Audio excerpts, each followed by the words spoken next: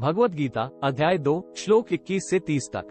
वेदा विनाशन नित्यम य एनम जम्वेयम कत्स पुरुष पार्थ कन भातयति हंतिकम वासासी जीर्णानि यथा विहाय नवानि गृहणाति तथा शरीरानि विहाय जीर्णा जीर्णा न्यन्यानि सयाति नवानि देहि नैन छिदन्ति शस्त्राणि नैन दहति पावक न चैन क्लेदयन्त्यापो न शोषयति मारुतः एव च नित्य सर्वगतः सनातनः तस्मादेव विदित्वैन नानुशोचितुमर्हसि अच्छैन नित्यजात नित्यं वा मनस्ये मृतम् तथापि त्वं महाबाहो नैवं शोचितुमर्हसि जात्स्य हि ध्रुव मृत्युर्ध्रुवं जन्म मृत्युश्च च न त्वं शोचितुमर्हसि अव्यक्तादीनि भूतानि व्यक्तमध्यानि भारत अव्यक्त निद्मनेव तत्र का परिदेवना आश्चर्यवत् पश्यति कश्चिदेन माश्चर्यवती तथैव चान्यः आश्चर्यवत् चैनमन्यः शृणोति श्रुताप्येन वेद न चैव कश्चित् देहि देहे सर्वस्य भारत तस्मात् सर्वाणि भूतानि न त्वं शोचितुमर्हसि। Bhagavad Gita, Chapter 2, verses 21 to 30.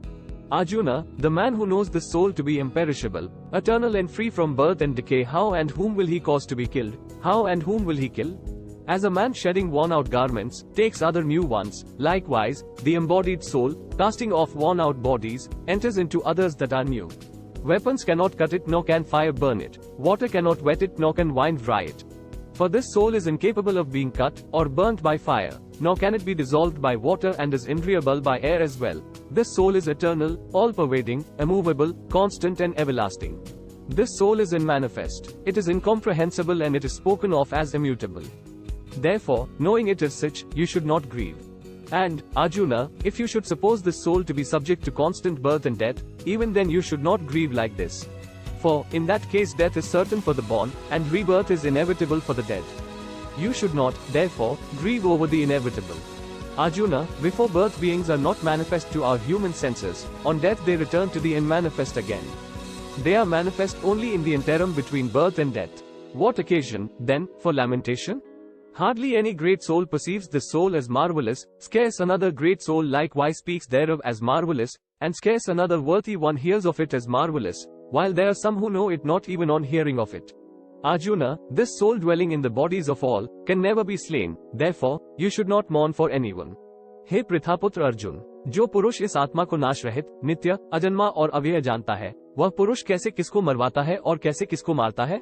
जैसे मनुष्य पुराने वस्त्रों को त्याग कर दूसरे नए वस्त्रों को ग्रहण करता है, वैसे ही जीवात्मा पुराने शरीरों को त्याग कर दूसरे नए शरीरों को प्राप्त होता है। इस आत्मा को न शस्त्र काट सकते, इसको न आग जला सकती, इसको जल नहीं गला सकता और वायु नहीं सुखा सकती।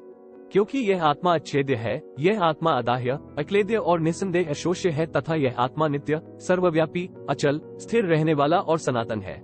यह आत्मा अव्यक्त है, यह आत्मा अचिंत्य है और यह आत्मा विकार रहित कहा जाता है। इससे हे अर्जुन, इस आत्मा को उपर्युक्त प्रकार से जानकर तू शोक करने को योग्य नहीं है, अर्थात तुझे शोक करना उचित नहीं है। किंतु यदि तू इस आत्मा को सदा जन्मने वाला तथा सदा मरने वाला मानता हो, तो भी हे अर्जुन, तू इस प्रकार शोक करने को योग्य नहीं है, क्योंकि इस मान्यता के अनुसार जन्मे हुए की मृत्यु निश्चित है और मरे हुए का जन्म निश्चित है। इससे भी इस बिना उपाय वाले विषय में तू शोक करने को योग्य नहीं है। हे अर्जुन, संपूर्ण प्राणी जन्म से पहले अप्रकट थे और मरने के बाद भी अप्रकट हो जाने वाले हैं, केवल बीच में ही प्रकट है। फिर ऐसी स्थिति में क्या शोक करना है? कोई एक महापुरुष ही इस आत्मा को आश्चर्य की भांति देखता है और वैसे ही दूसरा कोई महापुरुष ही इसके तत्व का आश्चर्य की भांति वर्णन करता है तथा दूसरा कोई अधिकारी पुरुष ही इसे आश्चर्य की भांति सुनता है और कोई तो सुनकर भी इसको नहीं जानता। हे अर्जुन, यह आत्मा सबके शरीरों में है, वह अमर है, इसका वध नहीं किया जा सकता। इस कारण संपूर्ण प्राणियों के लिए तू शोक करने के योग्य नहीं है। Thanks for watching, like, share and subscribe.